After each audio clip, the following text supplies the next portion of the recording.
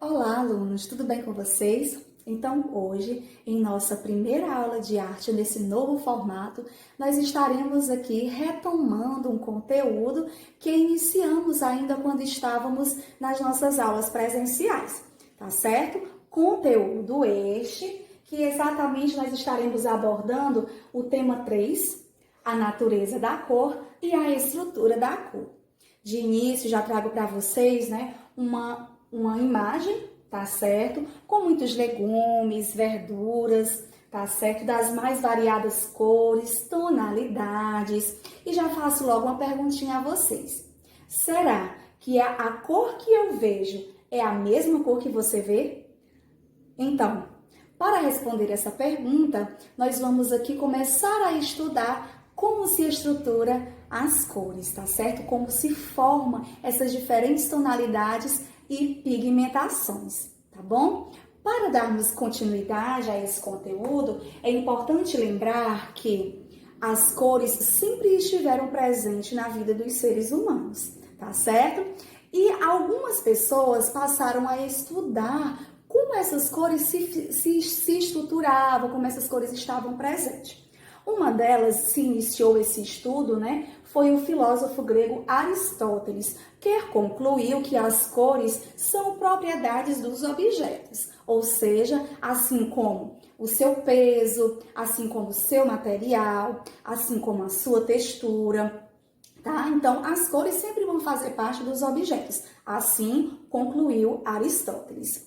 Tempos mais tarde, vem aí um grande pintor, Leonardo da Vinci, um pintor renascentista, certo? Que aí, sempre trabalhando com cores no seu cotidiano, ele concluiu que as cores, a cor era propriedade da luz, ou seja, se tem luz, tem cor. Se não tem luz, não terá cor, tá bom?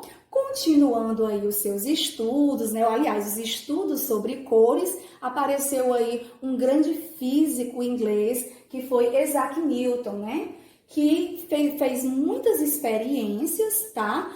E ele estudou a influência da luz do sol sobre a cor. Então, ele teve diversas conclusões, mas uma delas exatamente vai nos fundamentar nesse estudo.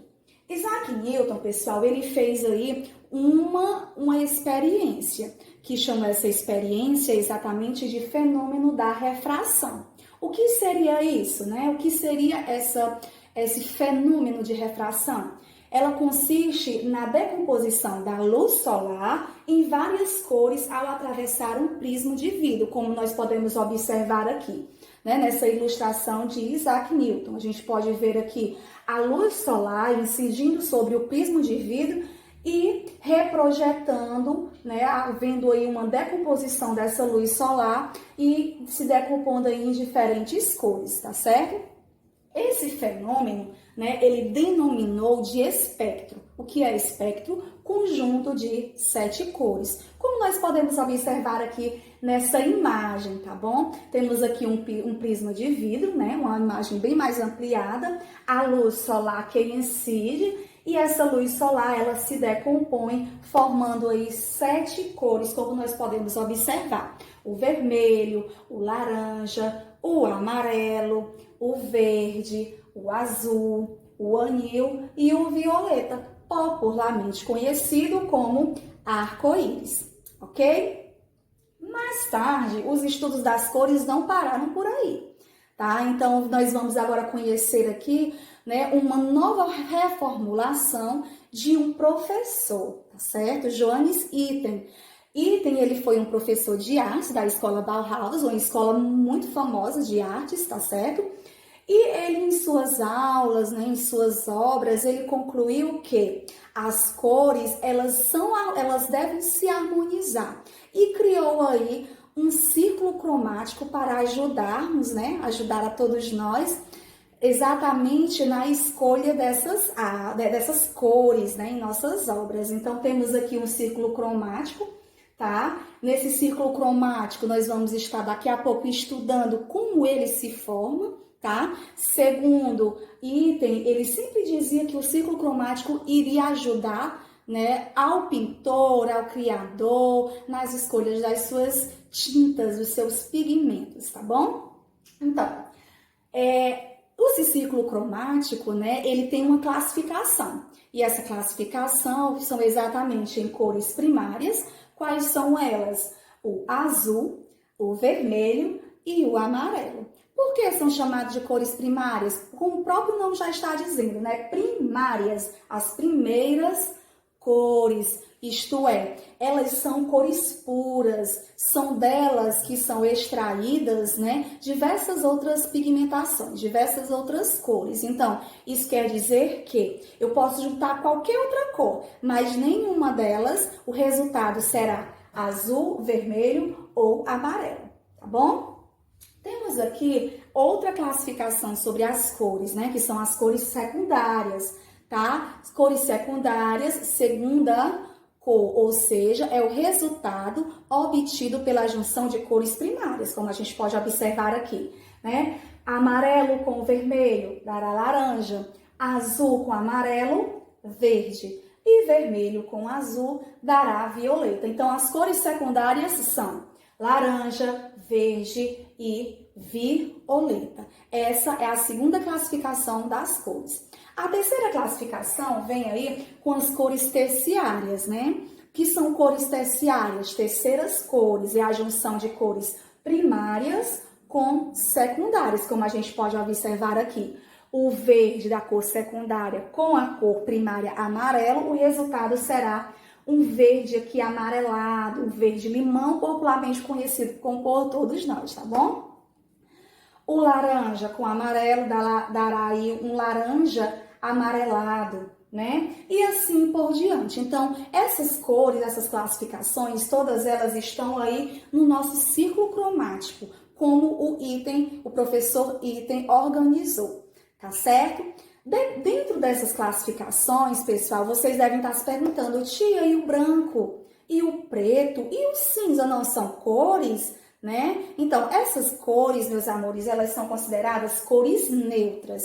Cores neutras, sim, são exatamente essas cores, né, elas são utilizadas para dar mais luz, quando há o branco, quando há muito branco, há exatamente a presença de luz, e quando não tem essa luz, é claro que é o preto, tá certo? E o cinza e a junção dessas duas cores, né, dessas duas cores neutras, a presença de luz e a ausência de luz. Então, são consideradas cores neutras, porque elas vão estar aí auxiliando-lhes em suas produções, tá certo? Se você quer clarear, quer escurecer, você pode estar utilizando aí um pouquinho de cada cor neutra, tá bom? Então, trago aqui para vocês a organização, tá? Conforme o professor Item fez, tá? Que é exatamente a organização do nosso círculo cromático.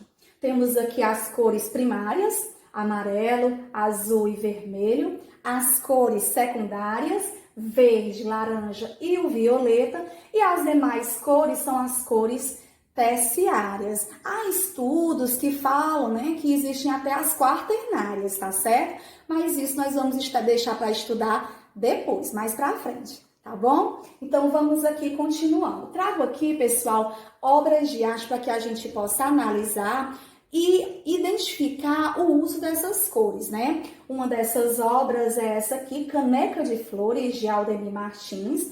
O Aldemir Martins, um grande pintor, artista plástico, autodidata, escritor e cearense, além de tudo. Olha aí, ó.